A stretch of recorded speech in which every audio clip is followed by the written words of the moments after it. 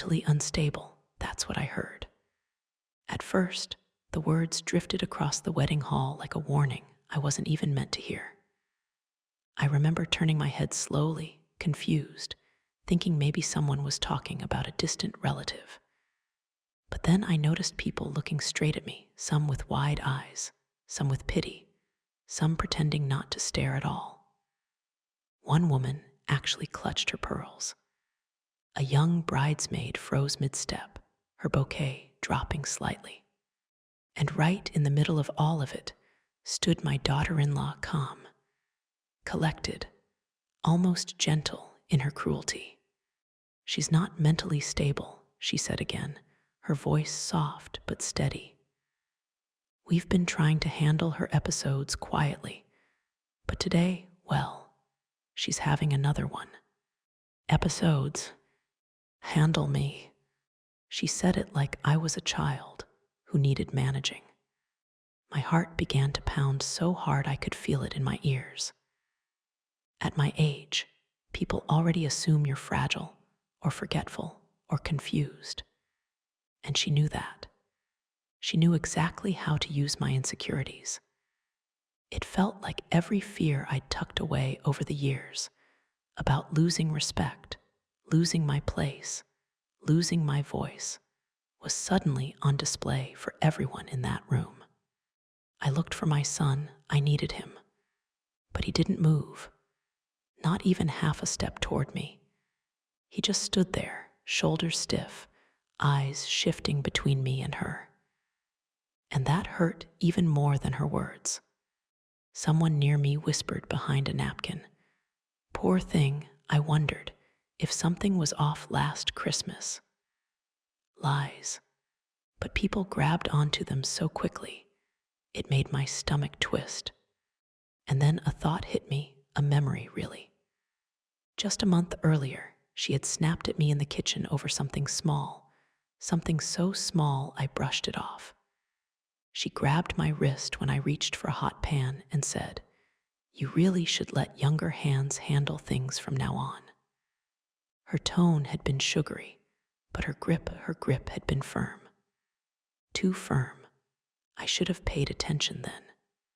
Back at the wedding, my throat tightened. I wanted to speak, to defend myself, but my voice simply wouldn't come. She had chosen the perfect moment when everyone was distracted, happy, sentimental. She knew I wouldn't fight back. She counted on it. But what she didn't count on was that I had seen something. Something she thought no one noticed. And that one small thing, her one mistake, would eventually turn everything on her. And that mistake, it started showing itself the very moment the room went silent. I guess, looking back now, the signs were always there. The disrespect didn't start big. It started small. Little comments, little looks, little ways of letting me know I didn't quite belong in the picture she was trying to paint with my son. I still remember the first time he brought her over. She walked into my living room, slow, eyes moving over my things, not admiring, not curious, more like she was sizing everything up. She smiled at me, but it never reached her eyes. At the time, I brushed it off. I wanted to like her. I really did. But then came the small things, like the way she'd correct the simplest words I said, right in front of my son, or how she'd gently take something out of my hands, like she thought I might drop it. Just tiny cuts you try to ignore. But there was one moment I'll never forget, something that still stings when I think about it. We were at my sister Linda's barbecue. It was our first family gathering with her. I was telling a small story about my childhood, nothing fancy, just chatting. She suddenly cut me off and said, loud enough for everyone nearby to hear, "Oh, she gets confused sometimes. Don't worry about it." And then she patted my arm, like I was a child. Everyone got quiet. My cheeks burned, and my son just stood there. He didn't defend me. He didn't even look uncomfortable. He just let it happen. That was the first time a little voice inside me whispered, "Something is wrong here." After that, things slowly shifted. She started planning things without telling me. Family dinners got moved to nights she knew I worked late. And when I'd call to see if they wanted to stop by, she always had the same answer: "Not a good time." One afternoon, I drove over anyway. I just wanted to see my boy. When I knocked, she opened the door only a crack, told me he was busy. But I heard footsteps inside his footsteps. I stood there on the porch like a stranger. And when I got back to my car, I cried like a fool. It felt like I was losing my own child inch by inch. The isolation wasn't loud. It was quiet, slow. A door closing a little more each week. And then, before the wedding, something happened. Something she did on a night she thought no one was watching. The first real crack in her perfect mask. And that moment changed everything. The night her mask cracked, I can still picture it. I had walked down their hallway to return a dish I'd borrowed. The door to their spare room was half open, and there she was, back turned, shoulders tight, wise, purring into her phone. At first, I didn't think much of it. But then I heard one word slip out, sharp and hurried. Documents. Not clothes, not groceries, documents. And the way she froze when she realized I was standing there, my goodness.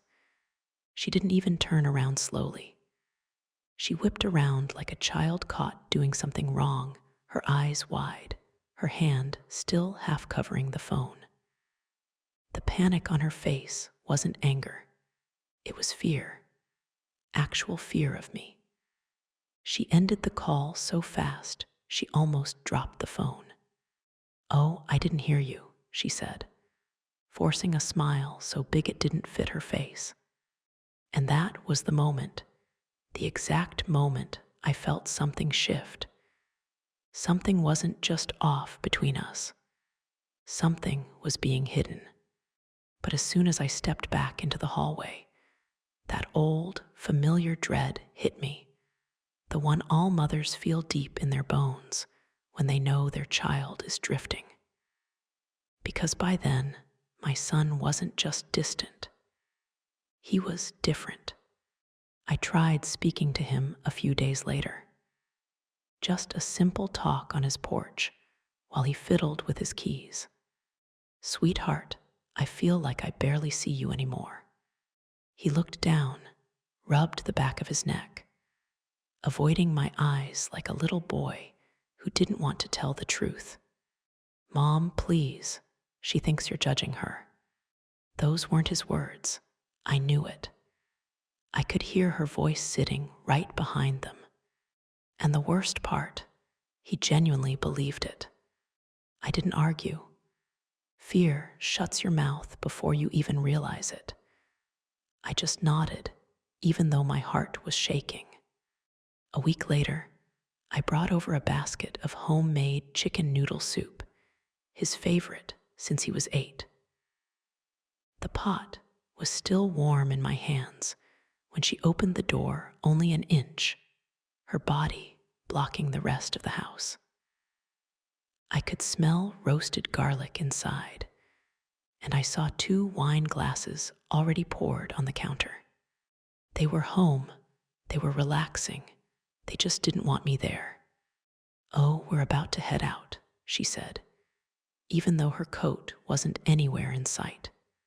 Behind her, my son lifted his head, saw me, and didn't get up. That was the moment I realized I wasn't welcome in my own child's life.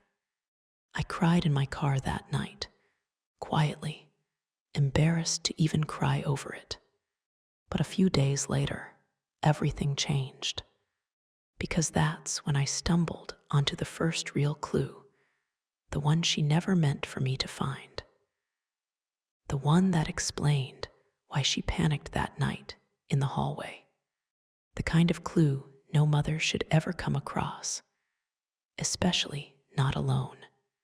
I kept thinking about that envelope, that small, terrifying clue I found hidden behind the dresser. I still didn't know what was inside, but the fear in my daughter-in-law's eyes when she realized I'd seen it, that told me everything. Something was happening behind my back, something planned, and soon the signs started showing. It began with little disruptions, so tiny that anyone else would have brushed them off. But when a woman my age already has a target painted on her back, every small shift feels like a warning. One morning, I couldn't find my house keys. I searched everywhere, the kitchen counter, my purse, my coat pocket. Nothing. When I finally found them sitting neatly on top of the garbage bin outside, a cold wave spread through me. That was the first emotional spike. Fear. Because I knew I didn't put them there. Then came the checkbook. I was balancing my expenses, and a page, one with my signature, was missing. My hands trembled, not from age, but from dread. The thought of losing control over my life, my finances, my independence. Women my age fear that more than anything, and she knew that. But the worst moment wasn't fear. It was sadness. It happened during a small family dinner. I stepped into the dining room and saw my daughter-in-law whispering to two of my nieces. Their eyes flicked toward me with that pitying look, like they were already convinced something was wrong with me. My daughter-in-law didn't stop whispering. She let them look at me like that. That one hurt, because I realized she wasn't just trying to embarrass me. She was trying to convince the entire family that I was declining. That was her motive. That was the narrative she was carefully building. But anger, real anger, hit me the day I found the framed family photo turned toward the wall. The photo of me holding my son as a baby. The one he once said was his favorite. I picked it up slowly, my fingers trembling along the frame. I wasn't confused. I wasn't forgetful. Someone deliberately turned it around. That wasn't a mistake. That was a message, a warning, a quiet erasing of me. And suddenly, the missing keys, the whispered lies, the misplaced checkbook, they all formed a picture. A dark one, just like that envelope in the dresser. She wasn't just making me look unstable. She was preparing everyone, one quiet whisper at a time. And I could feel it. There was another incident coming. Something bigger. Something meant to break me completely. I just didn't know that the next incident wouldn't be small at all. It would be the moment I realized my daughter-in-law wasn't just setting a narrative. She was setting a trap. I knew something bigger was coming. After the whispers, the missing items, the photo turned away. After that clue I found in her drawer, the one she panicked about, I could feel the ground shifting beneath my feet. And the shift became a tremor the day the wedding invitation arrived. It looked beautiful from the outside, thick cardstock with gold trimming. But when I opened it, my breath caught in my throat. There was no note from my son. No, can't wait to see you, Mom. Just a card, cold, formal, impersonal. It felt less like an invitation and more like a summons. My hands trembled because suddenly everything connected. She wasn't just dropping hints about my forgetfulness. She was preparing a story, one she wanted everyone to believe before I stepped into that wedding hall. A story where I was already the problem. I tried calling my son, hoping maybe his voice would calm me, reassure me. But he answered with a tone that wasn't his, flat, cautious, as if he'd been briefed beforehand. "Mom, just don't overthink things, all right? It's all fine." He had never spoken to me like that. It wasn't reassurance. It was dismissal. For a moment, just a moment, I wondered if maybe it was me. Maybe I really was being too sensitive.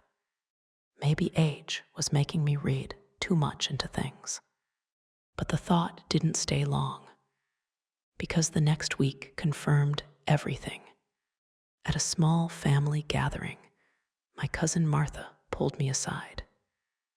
She looked uneasy, shifting her weight like she wanted to walk away, even while talking to me. "Evelyn, I need to ask you something. Are you doing okay? Like mentally," she whispered. It hit me so suddenly, I actually swayed. "Martha, what are you talking about?" She hesitated only a second.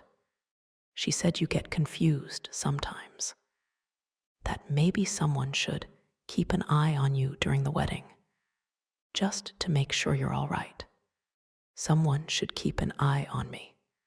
At my own son's wedding, my cheeks burned with humiliation. But beneath that, a cold realization slid into place. She wasn't planting seeds anymore. She was handing out a script, one relative at a time. As I walked home, that brief moment of self-doubt disappeared completely. I wasn't imagining this. Something was happening, something deliberate, something cruel. And there was one more detail I couldn't shake. Martha looked terrified to even repeat what she had been told, which meant the lie wasn't small. It was big enough to frighten her. By the time I reached my porch, a sinking certainty settled in my stomach. The wedding wasn't going to be a celebration for me. It was going to be a performance. And just 2 days later, I learned exactly what role they expected me to play, because the next incident wasn't subtle. It was bold, public, and designed to make me look like something I was. I barely slept after Martha's warning. Every time I closed my eyes, her words replayed. "They're planning something dramatic. Just be ready." Be ready for what? What kind of dramatic thing could involve me? By morning, my chest felt tight with dread. But I told myself I still needed to help, even in small ways. It was my son's wedding. Whether she liked it or not, I was still his mother. So I arrived at the venue with a small tray of tea and water bottles, hoping to be useful. Maybe if I stayed busy, the fear inside me would quiet down. The hallway was buzzing with laughter and last-minute chatter. But the bride's dressing room was quiet, softly lit with warm bulbs, lace gowns hanging from hooks, and the scent of roses drifting through the air. It was peaceful in a way the rest of the building was. I stepped inside slowly. No one was there yet, just silence and a room full of beautiful things. For the first time that morning, I let myself breathe. I set the tray on the vanity table, straightened a few items, and turned to leave. But then something caught my eye. A tiny corner of white paper sticking out from under the bride's makeup bag. I don't know why my heart reacted before my hands did. Something told me, don't touch it. But something stronger whispered, look. My fingers trembled as I slid it out.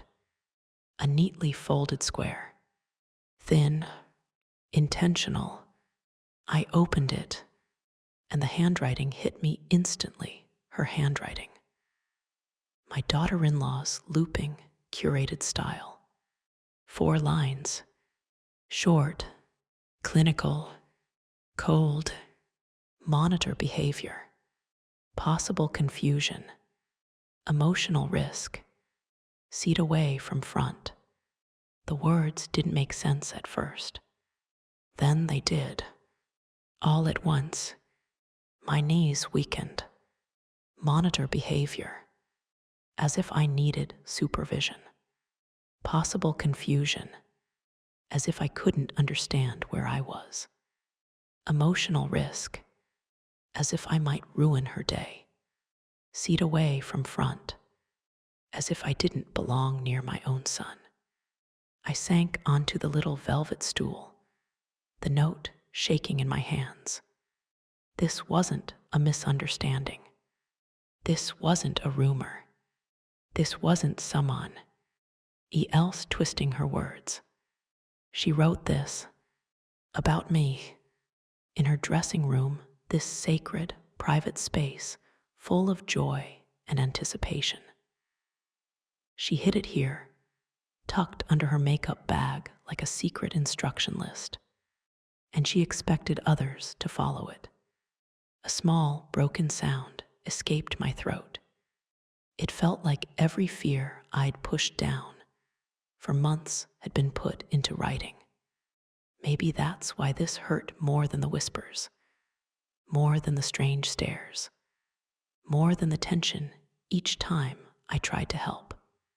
This was proof, not imagined, not exaggerated, not paranoia. Proof. I pressed my hand to my chest, trying to breathe through the ache spreading through it. All I wanted was to be part of my son's day, to support him, to celebrate with him, to feel like family. Instead, I was being managed, handled, kept out of sight, my eyes blurred. I folded the note, slipped it into my pocket, and left the dressing room before anyone returned. Outside on the stone bench near the garden, the cold air hit me all at once, and I broke, not gently, not quietly, the kind of sobbing that takes years of hurt and pours it out at once. The kind that shakes your whole body. The kind older women know too well, the pain of being pushed aside by someone who never wanted you there in the first place. How could I walk into tomorrow now? How could I pretend not to know what she thought of me? If she had gone this far already, if she had convinced others to follow, what else was planned? What would the wedding look like for me? The fear was no longer a whisper.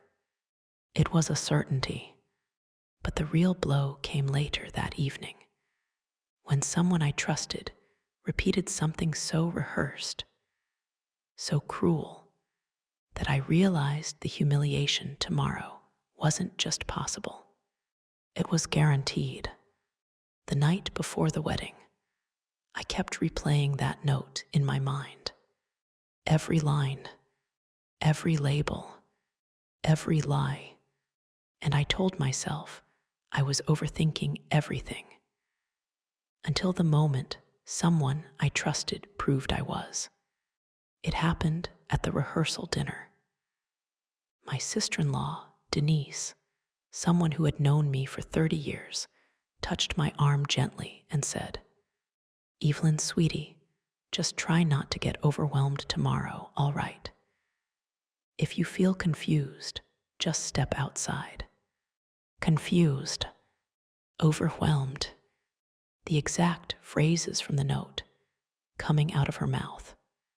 Not a misunderstanding, not gossip. It was a coordinated story. Her eyes softened with that awful kind of pity people reserve for the fragile. And that was when I knew my humiliation at the wedding wasn't accidental. It was orchestrated. And with that realization, the morning of the wedding arrived. I stood at the entrance for a moment, breathing slowly, telling myself to stay strong, to hold my dignity, to walk in steady. But the second I stepped through the doors, I felt it. The shift, the stares, the whispers. People who used to hug me warmly gave stiff nods. Some avoided looking at me entirely. One woman, an old church friend, saw me walking toward her and suddenly pretended to check her phone. A man near the aisle whispered to his wife, "Just keep an eye on her, all right." Another approached me with an exaggeratedly slow voice, the kind you use on a child. "Do you know where your seat is, Evelyn? Do you need help finding it?" The words hit like a slap. I managed a polite smile, though I felt my face burn. "I can find my own seat," I whispered. But he didn't move away. He hovered, watching me, just in case I wandered. I continued walking, spine straight, hands clenched around my purse. A younger bridesmaid passed me and gently placed a pack of tissues in my hand. "In case you get overwhelmed, okay." Overwhelmed. Again, as if it were my assigned role for the day. The pity, the distance, the patronizing tone, it all wrapped around me like a heavy, suffocating blanket. I swallowed a tremble and forced myself into my seat. My heart thudded hard, not from confusion or emotion, but from humiliation.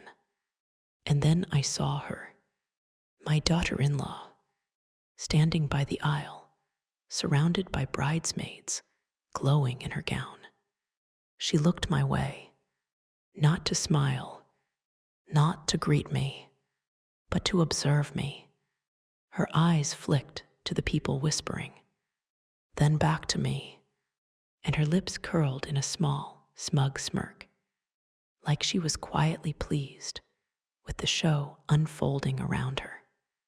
Then, just to twist the knife, she leaned toward a bridesmaid and whispered something while glancing at me. The bridesmaid's eyebrows lifted with concern. The daughter-in-law gave a tiny, performative shush, as if saying, "Don't judge her, she can't help it." My hands shook with a mix of anger and grief. I lifted my chin, forcing myself to meet her eyes, to show her she hadn't broken me. For a brief second, the smirk faltered. But then, as I adjusted my seat, something caught my eye. Something in the wedding layout. Something that made my stomach drop so sharply, I thought I might faint. I wasn't just seated in the back. I was placed somewhere no mother, no parent, should ever be on their own child's wedding day. And the reason why was even crueler than the whispers. I realized something was wrong the moment I arrived at the seating area. The wedding planner, normally cheerful, avoided my eyes as soon as I approached. An usher stepped forward, expression tight, and guided me down the aisle without speaking. Past row after row of family. Past cousins I hadn't seen in years. Past my own sisters. Straight to the very back, beside the emergency exit. A seat meant for people who might need to be removed quickly. My stomach dropped. The note from the dressing room burned in my mind. Seat away from front. Possible confusion. I sank into the chair as guests rustled around me, their whispers blending with the fading music that had started and then abruptly cut off. Someone said, "Is something happening?" Another, "Maybe a delay." Then the bride stepped forward, but she wasn't walking the aisle. She turned to her coordinator and the ushers, speaking just loudly enough that everyone could hear every word, even though she pretended not to notice. "I'm so sorry for the delay," she said, placing a hand lightly on her chest. "We just need to make sure everything is safe and calm. We don't want any emotional episodes today." Her voice carried effortlessly through the quiet room. A few guests leaned in. Others exchanged glances. Some shifted in their seats, the fabric of dresses brushing, suits creaking softly. She continued, tone sweet but with sharp edges. "And please remember, Evelyn sometimes gets overwhelmed.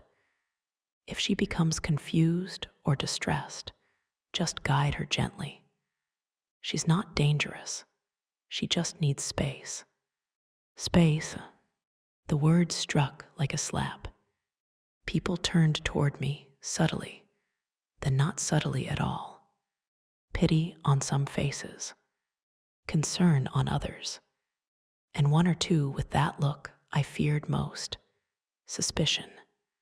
A camera flash popped somewhere near the front, freezing her composed expression and my humiliation in the same instant.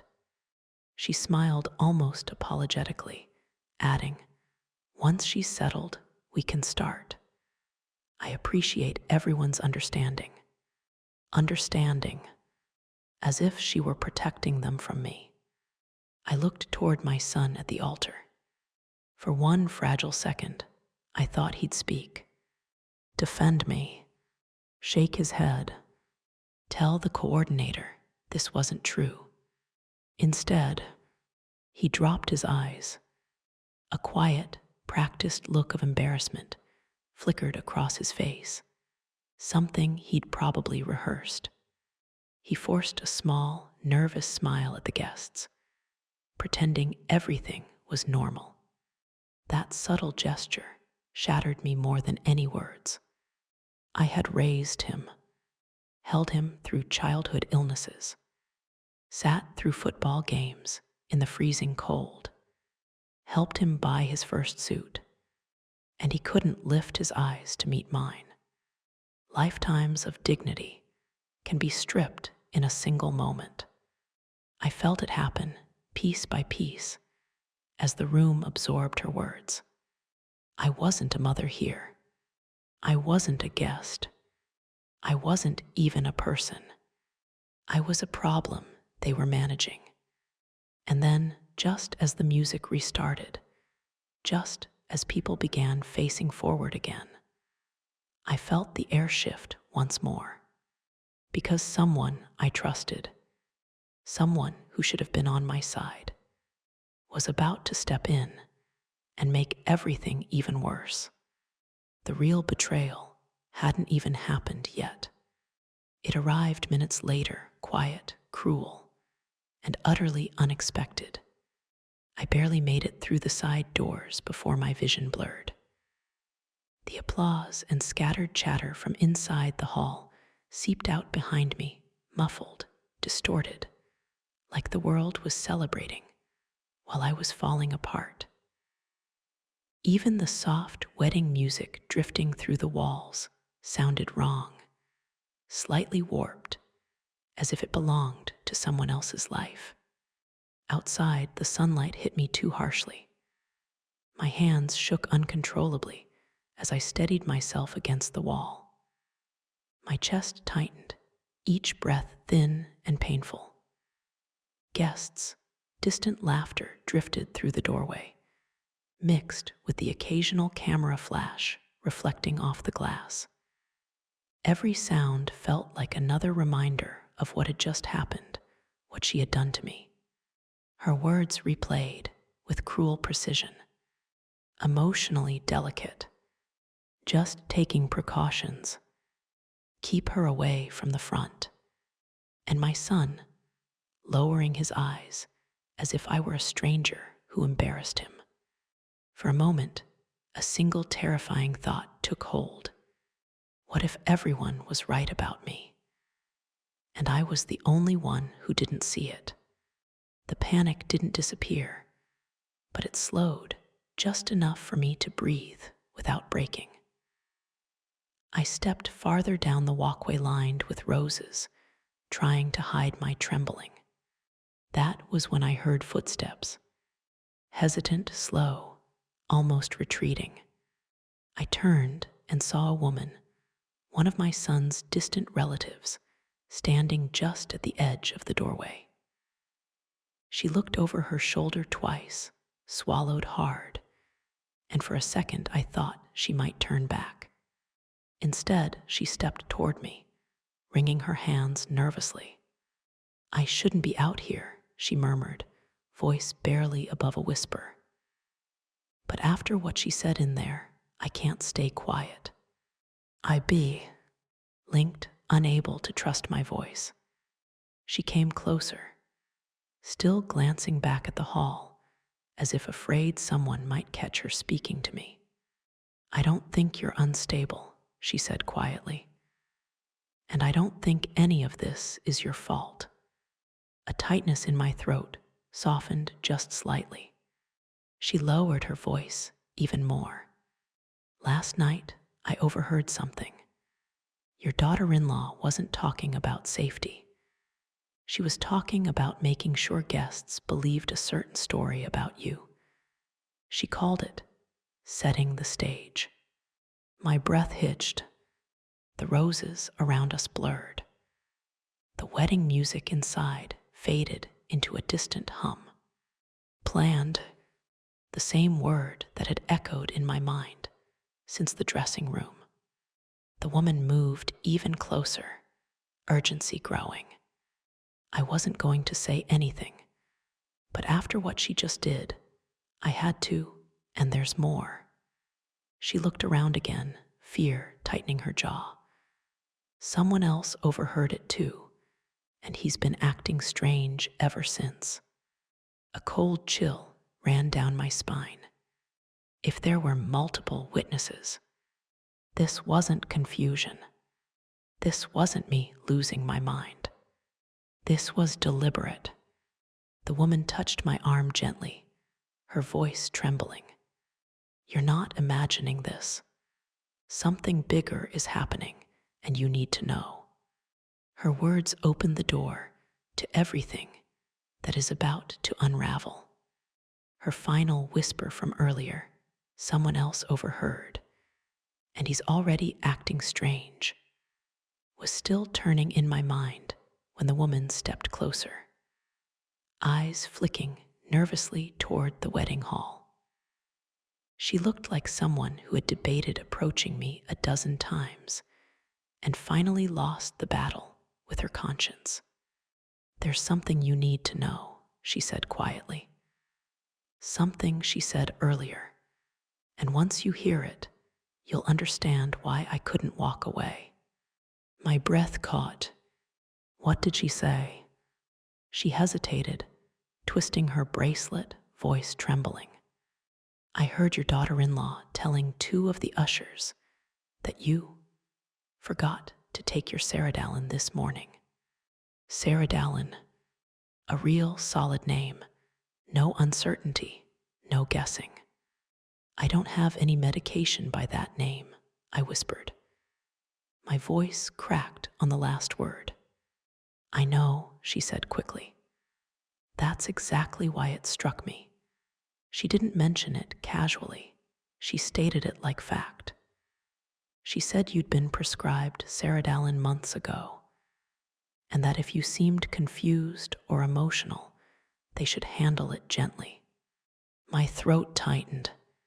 The breeze brushed the edge of my shawl, cool against my skin.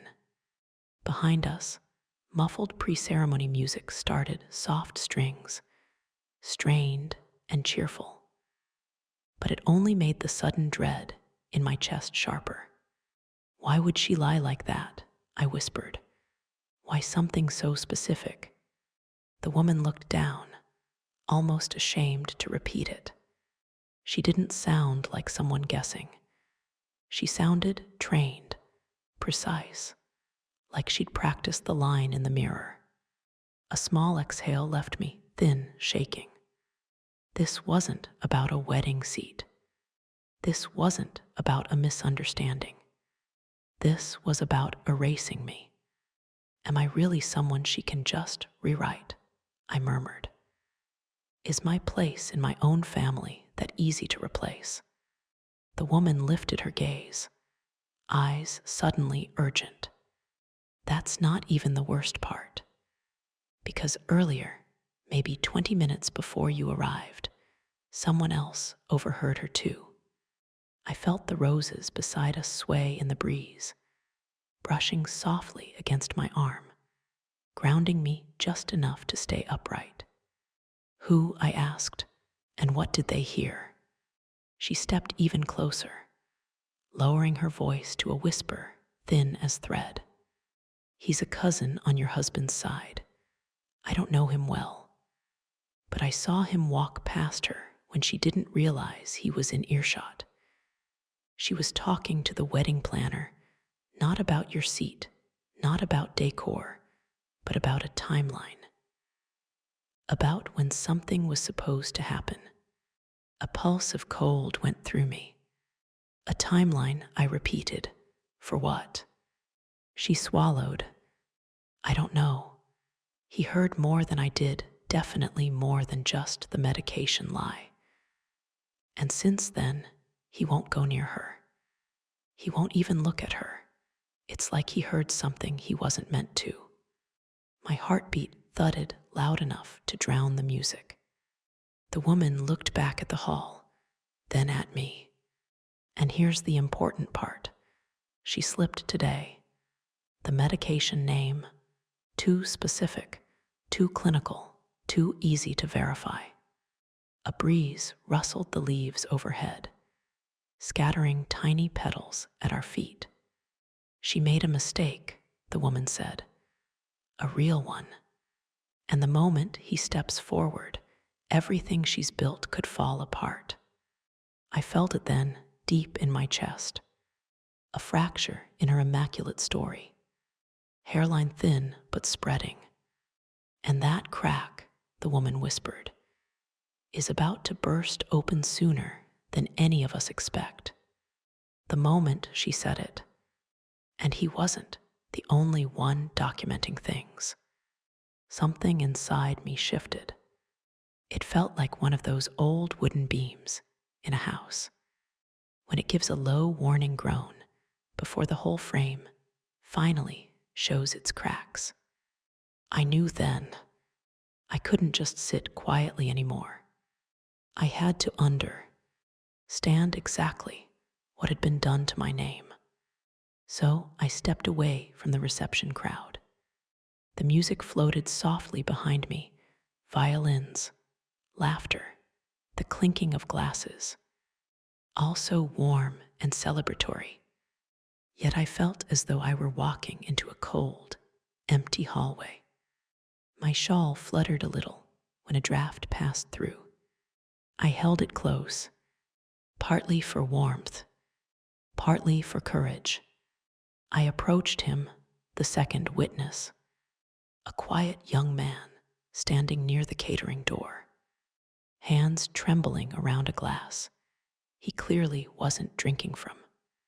He looked as if he expected someone, maybe her, to come rushing around the corner at any moment. I kept my voice gentle. Sweetheart, can I ask you something? You were there, weren't you? You heard something about me. His eyes darted away, then back. He swallowed hard. I shouldn't get involved. A line I've heard too many times in my life. I stepped closer, lowering my voice. I'm not here to blame you. I'm just a mother trying to understand why a terrible story is spreading about me at my own son's wedding. That broke him. He nodded stiffly. Yes, I heard it, and there's more. My breath caught. More. He pulled out his phone with a shaky hand, not to show me, but as if touching it steadied him. She showed people messages, he whispered. Screenshots, supposedly from you. I felt the blood drain from my face. Messages. My voice came out small, almost childlike. He nodded again. Except they didn't sound like you. His voice softened. My grandmother talks like you. Your words, they don't match the slang in those texts. And the punctuation, it was too clean, too perfect. I pressed a hand to my chest. Someone had mimicked my voice, pretended to be me, stolen the very way I speak. It hurt more than I expected, like someone had cut a piece of me out and twisted it. And the timestamps, he whispered, leaning closer. That's what really bothered me. Every message she showed had the exact same minute and second, not a few seconds apart, not natural. He hesitated. It looked manufactured, like someone copied them, pasted them, and didn't bother changing the clock. My knees weakened. I had to steady myself against the wall. Manufactured, copied, pasted. Someone had rewritten my story in words I never said, on days I never spoke, to people I never harmed. I stared at the floor for a moment, feeling a slow ache build behind my ribs. What did the messages say? I forced the words out. He hesitated because he knew it would hurt. They said you were losing track of things, getting confused, starting arguments. He exhaled shakily. And that you had episodes. Episodes, a word meant to erase a person's dignity. I never wrote those, I whispered. I know, he said immediately. And the certainty in his voice nearly brought tears to my eyes. That's why I'm telling you. Because after the wedding, she told someone she needed to finalize the story about you, as if it were paperwork. My whole body went cold. Finalize the story. I repeated. He nodded, and she said it right after showing the messages. I closed my eyes. My son, did he see those? Did he believe them? Did he look at me today with even a sliver of doubt? All those years of raising him, holding him, protecting him, and a handful of manufactured texts might be enough to rewrite me in his mind. The corridor felt smaller suddenly. The music from the reception felt farther, and I felt older than my age. I opened my eyes and met his. Thank you for telling me, I whispered. You have no idea what this means. He glanced over his shoulder nervously. You're not the only one she tried to frame a story about. Someone else caught more than she realized. He stepped back, and if he decides to speak, everything she built could collapse. A tremor moved through me, part fear, part hope, because if that was true, the crack in her lie wasn't just showing anymore. It was widening, and what would burst through next could change everything. For a long moment, I stayed there in that quiet hallway, holding the weight of what I had just learned. Her lies weren't cracks anymore. They were widening into something dangerous, and I knew they wouldn't stop with me. I steadied myself against the wall, then stepped outside toward the soft glow of the reception lights. Laughter drifted from the tent, the kind that belongs to celebrations, not to mothers trying to hold themselves together. I spotted my son under a white paper lantern, its light swaying gently over him. He looked older than he should have on his wedding night, tired, folded into himself. "Sweetheart," I whispered as I walked toward him, "can we talk for a moment?" He tensed like he'd been expecting this and dreading it all at once. "Mom," he breathed, voice tight. I saw the fear in him, not fear of me, fear of what might unravel if he said the wrong thing.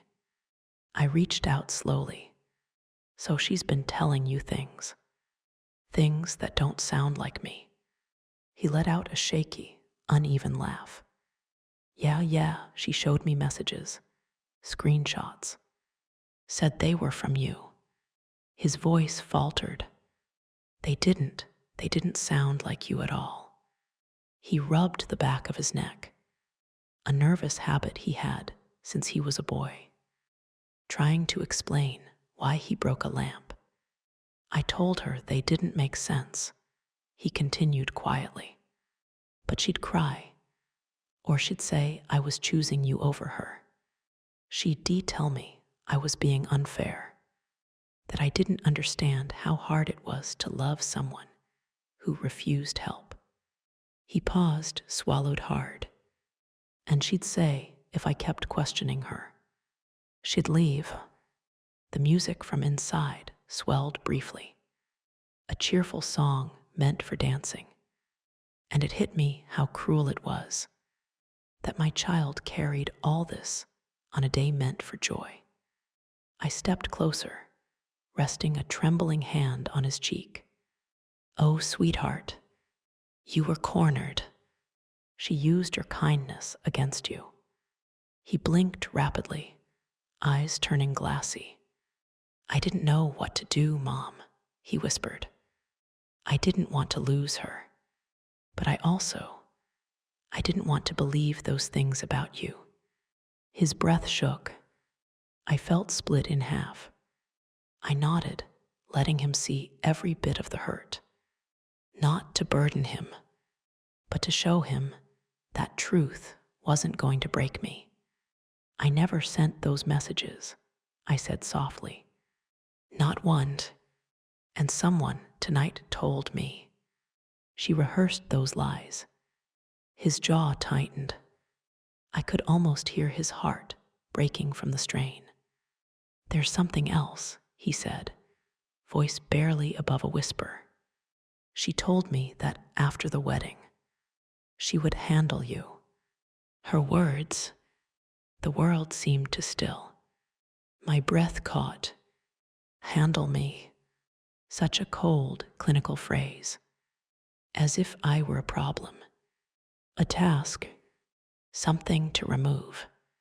For a moment, a deep, old fear stirred in me, the fear mothers carry when they realize someone is willing to harm them, to isolate their child. I drew in a steady breath. "She's hurt you too," I murmured, "and I won't let her pull you any further into this." He looked at me, then really looked, with the same uncertain eyes he had the day he took his first steps and wasn't sure if the floor would hold him. "What do we do now?" he asked. I squeezed his hands gently, feeling the tremor in both of us. "We stay together. We find what's true, and we protect our family, even if the family is just you and me." He nodded slowly, as if the words gave him a place to stand again. But before either of us could speak again, a soft crunch of gravel sounded behind us. Quick, hesitant, too close to be accidental. Someone had been standing in the dark, listening, and when they finally stepped forward, their first whispered words made my heart seize. The music from the reception drifted through the thin hallway walls, soft jazz, clinking glasses, a few bursts of laughter. It all felt oddly distant, as if the celebrations were happening in another world entirely. I stood near the side corridor, steadying myself against a table, still thinking about what the guest had told me. Medication, forgetfulness, all lies. And somewhere inside this building, my daughter-in-law was moving freely, smiling, greeting her guests as if nothing existed beneath that polished exterior. That was when I felt a presence at my side. "Mrs. Turner," a young voice whispered. I turned slightly. It was Daniel, the quiet intern from my son's company. He looked pale, eyes darting to make sure no one followed him. "Could we talk for a moment? Somewhere not so loud." His voice trembled. I nodded, and we stepped into a small alcove near the coat room. The muffled music thumped through the floorboards. A photographer's flash flickered from the hall, casting quick shadows across his face. Daniel swallowed hard and pulled out his phone. "I wasn't going to say anything today," he murmured. I really was.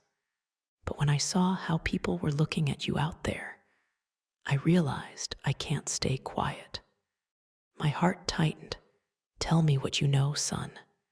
He unlocked his phone, his fingers shaking. "She left this on my desk by accident last week. She must have thought she deleted it." He hesitated. "It's a voice note, time-stamped, 2 days before the wedding." My breath held somewhere deep in my chest. "Play it," I whispered. He tapped the file. Her voice filled the tiny space, calm, controlled, almost polite. That was the worst part. "So, for the dinner, make sure she's seated close to people who already think she's fragile. No need to exaggerate anything. If she seems overwhelmed, just let her reaction speak for itself. Perception is everything." Then a soft sigh. "If Michael questions anything, stick to the story. He always folds when he thinks someone might be embarrassed." My stomach turned, not because she sounded cruel, because she sounded composed, practiced, as if orchestrating this had become routine. When the recording ended, the silence pressed heavy between us. Behind me, I hear a faint step. My son.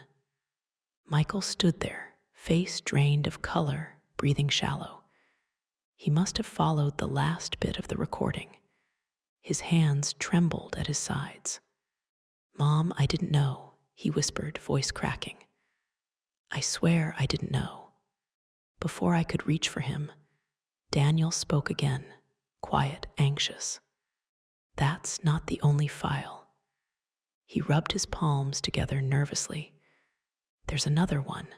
I haven't shown it to anyone. It's worse. And she wasn't working alone." The hallway felt colder. I straightened slowly, feeling something steady rise inside me. Not anger, not shock, something older, firmer. A strength I had earned over a lifetime. "Show me everything," I said. And for the first time that evening, I wasn't afraid of the truth anymore. For a moment, none of us spoke. The cool night air pressed against my cheeks, carrying the faint scent of roses from the garden. A lantern above us flickered, throwing soft shadows across the stone wall. Behind that wall, the wedding carried on, music drifting, glasses clinking, people laughing.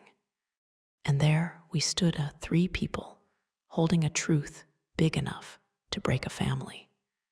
Daniel kept glancing over his shoulder, as if afraid someone might appear. His fingers tightened around the phone. Michael sat hunched on the bench, his boutonniere slightly crushed, his breath shaky. My poor boy looked younger than he had in years. I felt the tremor in my own hands. Not fear exactly, more the weight of everything I had learned in a single night. "Mrs. Turner," Daniel whispered, voice catching. "The second file, it's not like the first. It shows she wasn't working alone. And there's talk about money, or maybe control, something more." His throat bobbed as he swallowed. I didn't know what to do. His uneasiness settled deep in my chest. This wasn't just gossip or jealousy. This was planned, layered, and someone out there wanted me pushed aside for a reason that hadn't surfaced yet.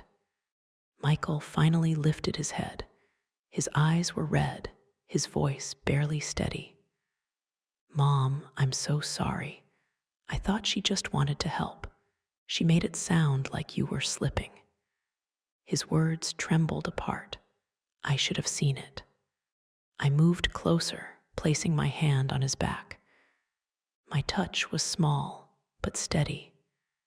"You trusted the wrong person," I said softly. "That doesn't make you weak.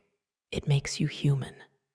He leaned into my hand, the way he used to, when he was a boy afraid of thunder. A gust of wind rustled the nearby trees, the leaves whispering like they knew secrets we didn't. All my life I've endured things quietly, because that's what women of my age were taught to do.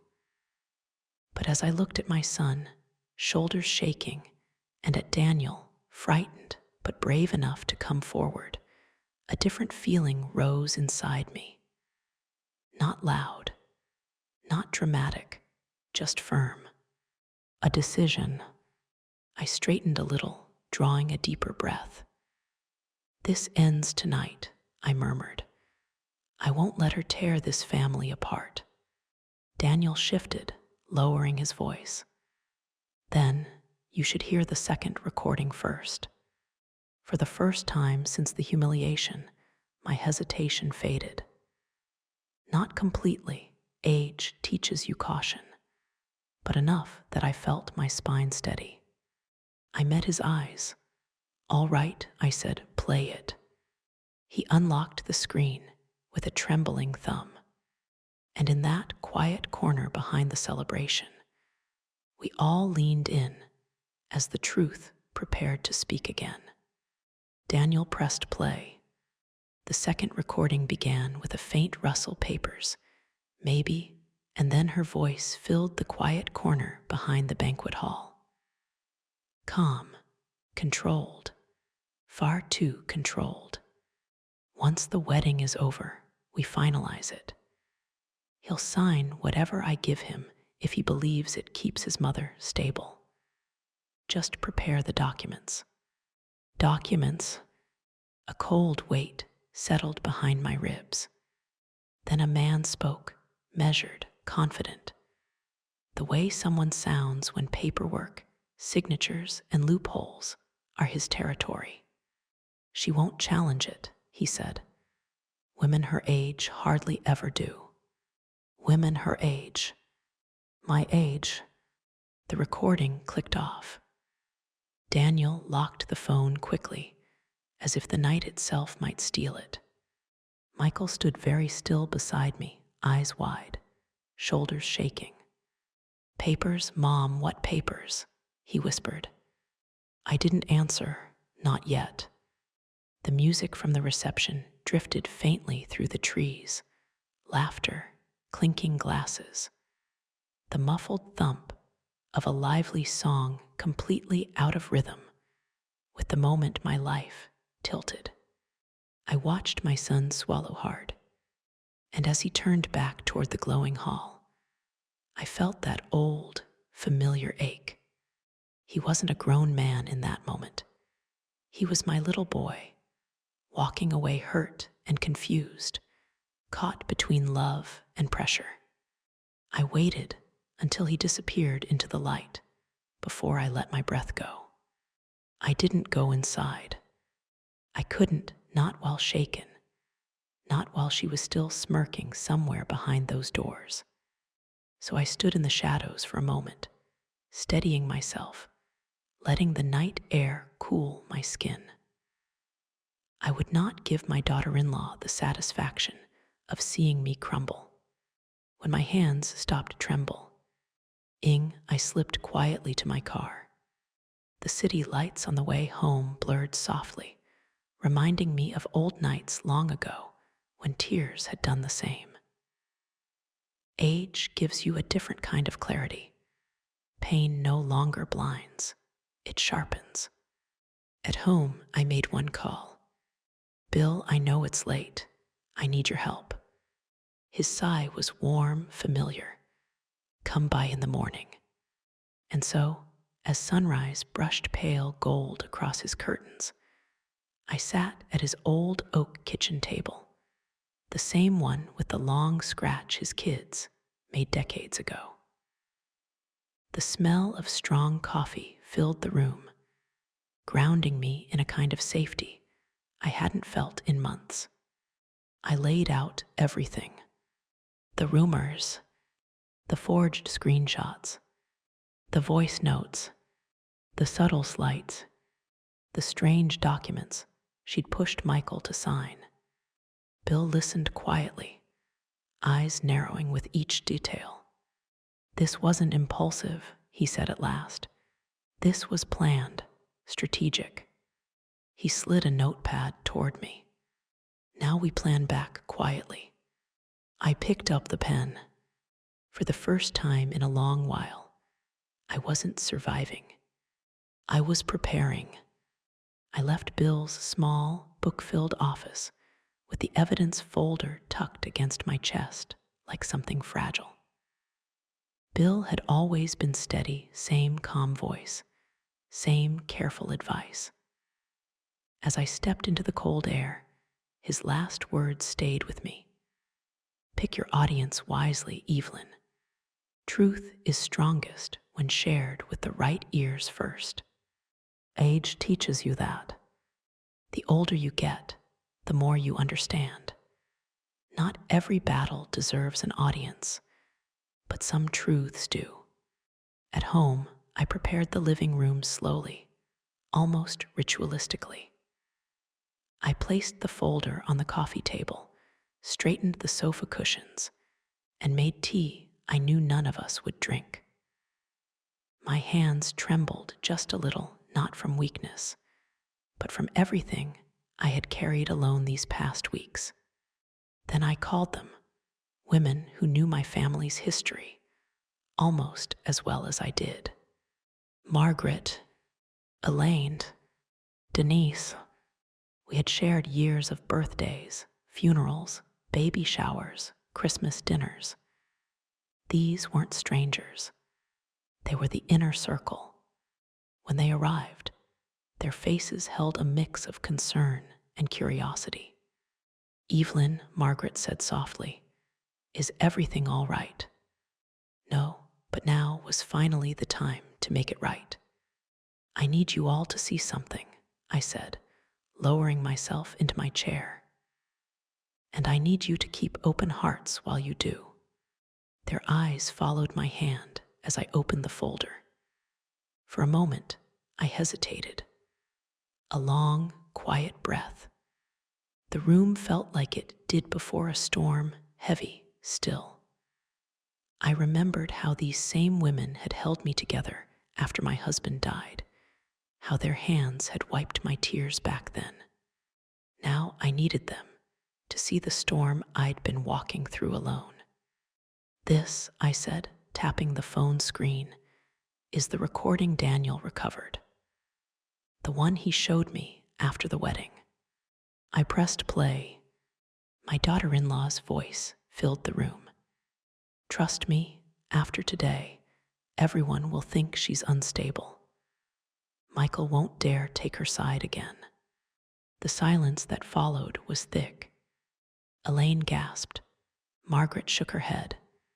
But Denise leaned forward slowly, brow furrowed. Evelyn, are you certain this is real? She asked, voice unsure. It's just, why would she go this far? Her doubt stung, but it grounded the moment. I met her eyes. I don't know why, I said quietly, but she did. I slid the printed message threads toward them.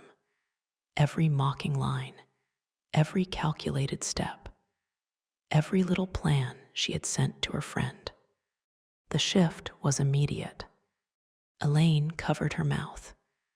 Good Lord, she orchestrated all of it. Margaret whispered, we judged you and we were wrong.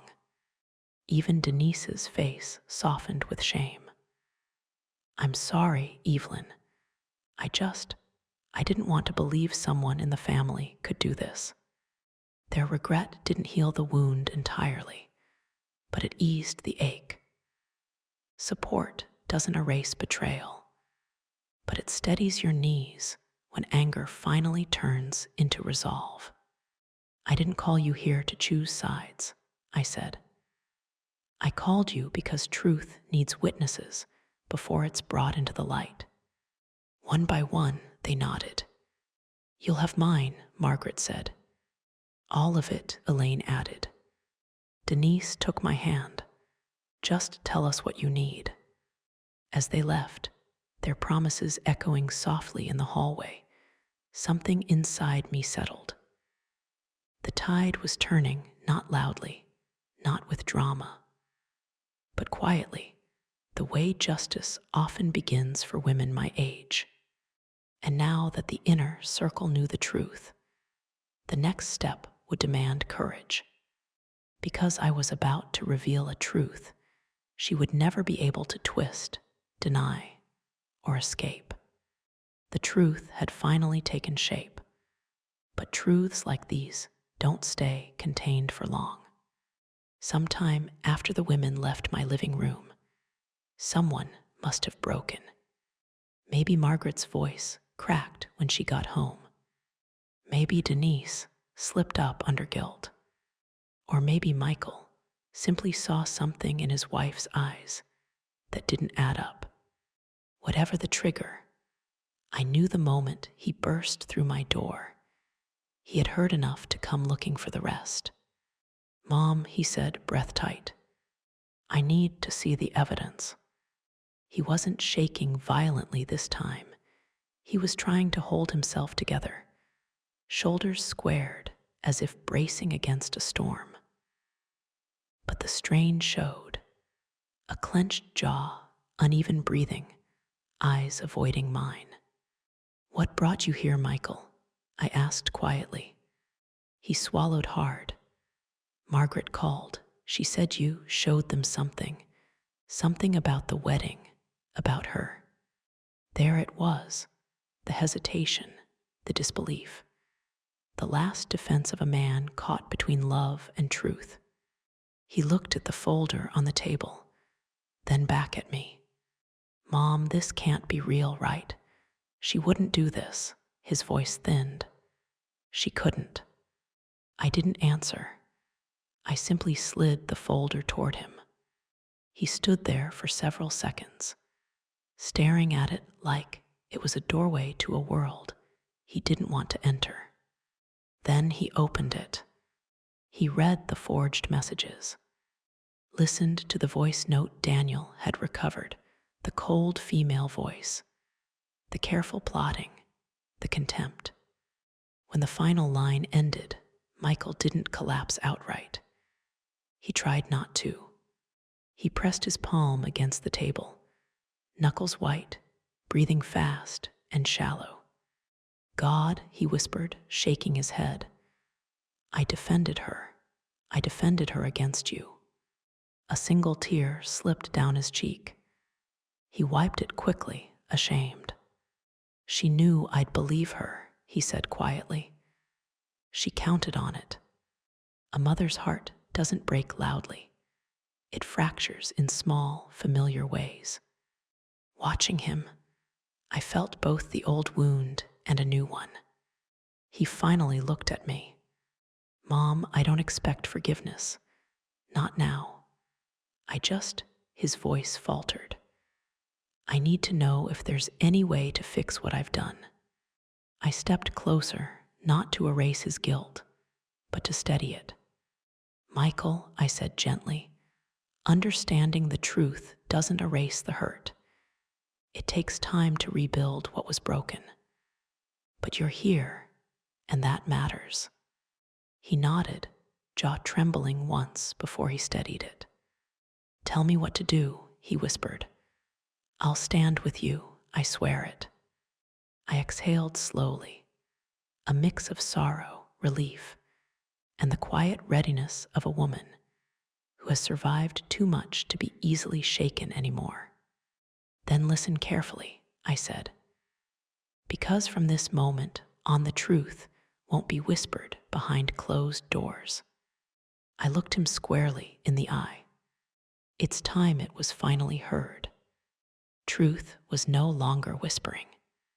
By the next morning, it was ready to stand in the open, with witnesses, evidence, and no more room for doubt. Michael insisted on coming with me. He walked half a step behind, ashamed, restless, but resolute. I could feel the weight on his shoulders, yet he didn't retreat. That alone told me he was ready to face what he had ignored for too long. We arrived earlier than the others. The house was unusually quiet, no music, no footsteps, just her perfume lingering faintly in the air, sharp and artificial. She appeared at the stair landing, fully styled, as if preparing for another performance. Evelyn, you should have called, she said gently. I wasn't expecting. Don't, I said. The simplicity of that word froze her completely. I placed the folder on the dining table. Michael stood beside me, shoulders rigid. The others waited outside, just as we planned. 20 minutes after Michael would hear everything firsthand. She looked at the folder, feigning confusion. What's going on? The truth, I answered. The one you hoped would stay buried. Her eyes flicked to Michael. Sweetheart, why is she? Michael inhaled sharply, steadying himself. He reached into the folder and tapped the audio file on his phone. Her voice filled the room. Calm, calculating, plotting, mocking.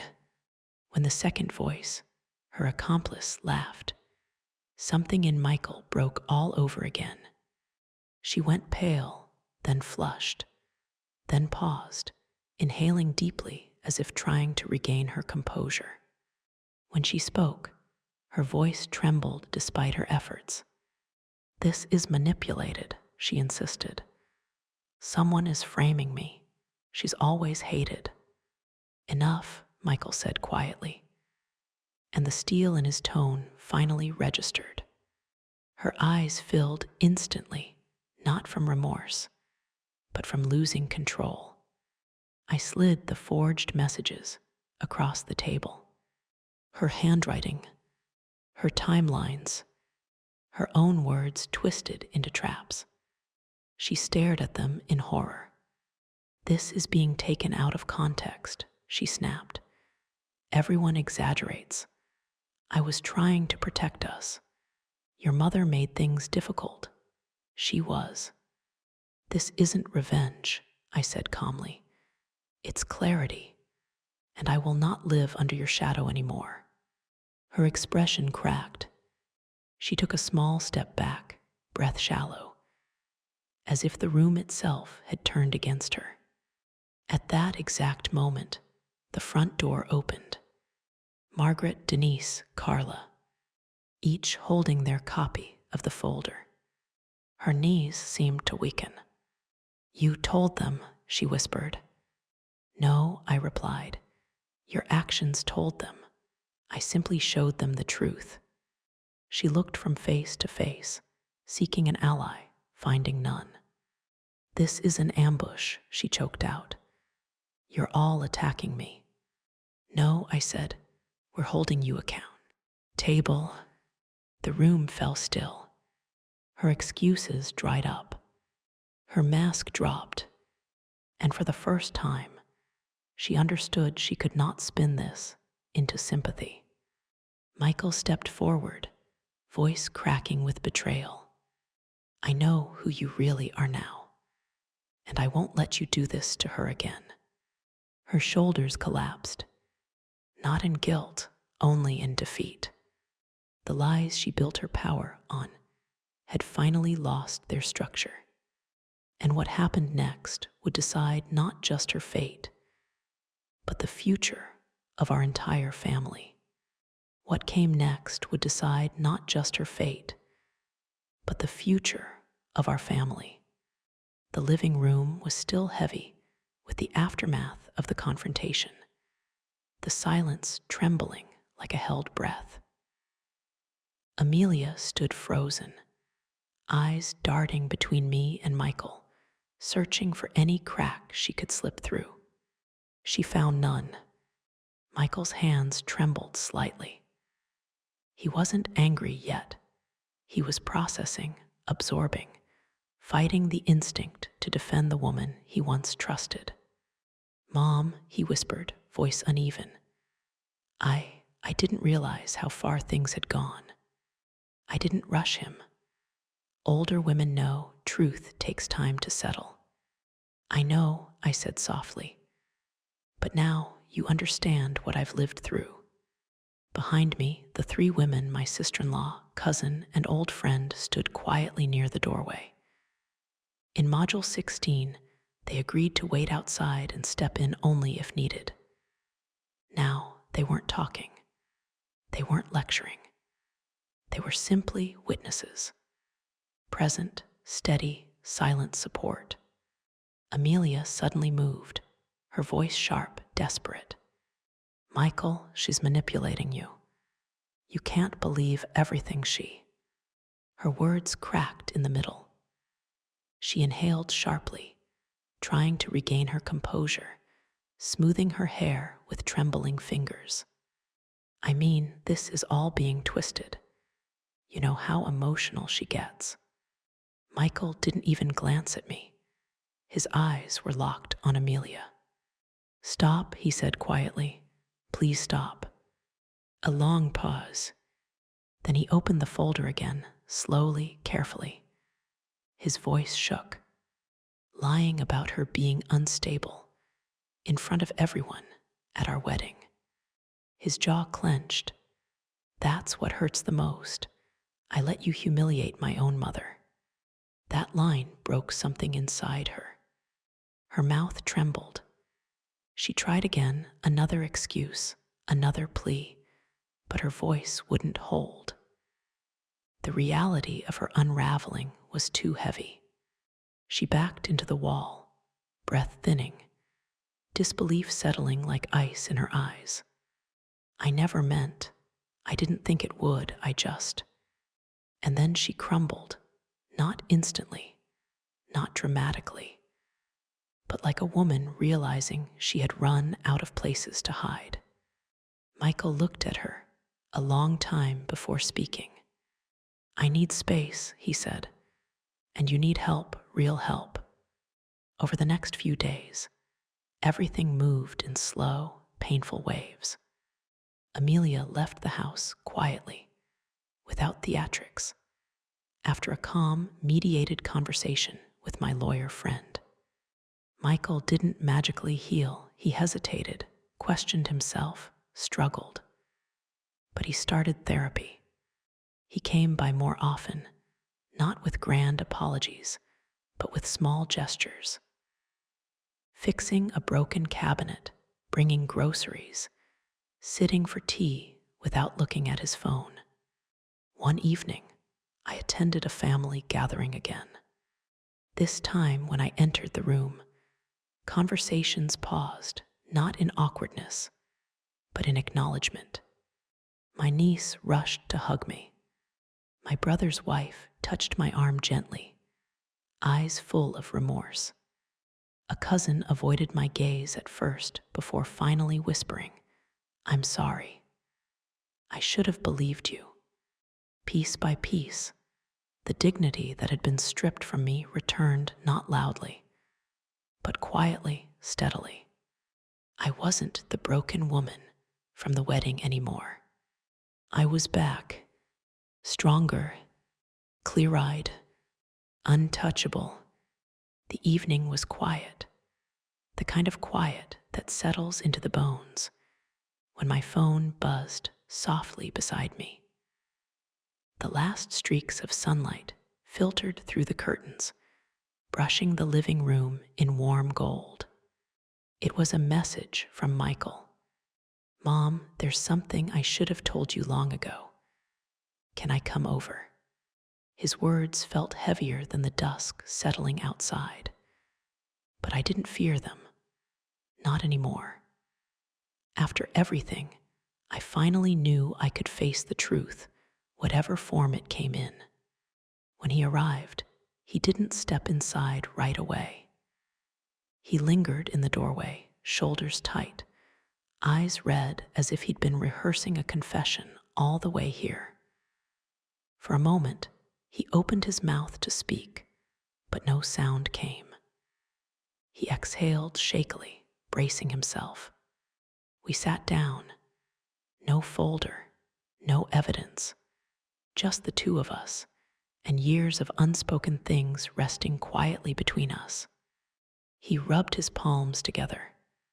Mom, I need to tell you what really happened at the wedding. He didn't rush. He stared at the floor as though the truth was written in the wood grain. I heard her, he whispered, before she said those words on the microphone. He swallowed. I was behind the curtain near the stage. I heard her rehearsing the insult, the same words she later used to humiliate you in front of everyone. His voice broke. I froze. I should have stopped her, but I didn't. He ran a hand through his hair, trembling with shame. She told me if I defended you, she'd walk away. That she couldn't live with a mother-in-law like you. And I let her fear control me. He finally looked up, eyes full of self-loathing. I betrayed you in the moment you needed me most. For a long moment, I didn't speak. The memory of that wedding hall, the gasps, the whispers, the spotlight of humiliation rose softly in my chest. And for a single heartbeat, it stung all over again. I looked away, let the pain settle, let it breathe. Only then did I turn back to him. Michael, the wound is real. I paused, but so is your remorse. His shoulders fell, a quiet relief mixed with grief. I don't expect forgiveness, he whispered.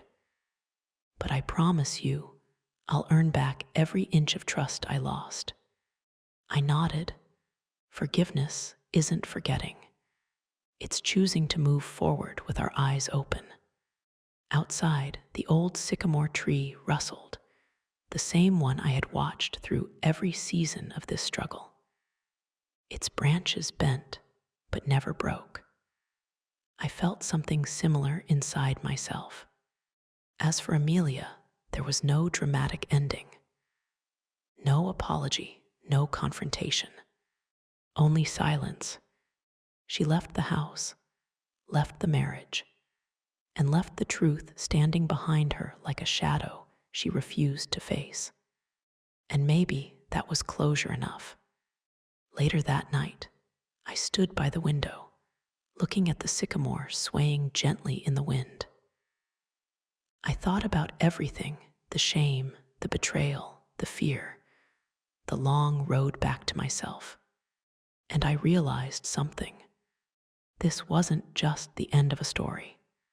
It was the completion of a circle. So if anyone out there is listening, especially those who have lived long, loved deeply, and carried more than their share of heartache, hear me now. Your dignity is not disposable. Your voice is not optional. Your truth is not up for negotiation. Age does not quiet strength, it sharpens it. It teaches you what to fight for and what to release. We don't lose ourselves as we grow older. We find ourselves more clearly than ever before. I was humiliated for a moment, but only a moment, because dignity rooted in truth always finds its way home. And mine did, fully, quietly, powerfully. The circle is closed, and I am whole.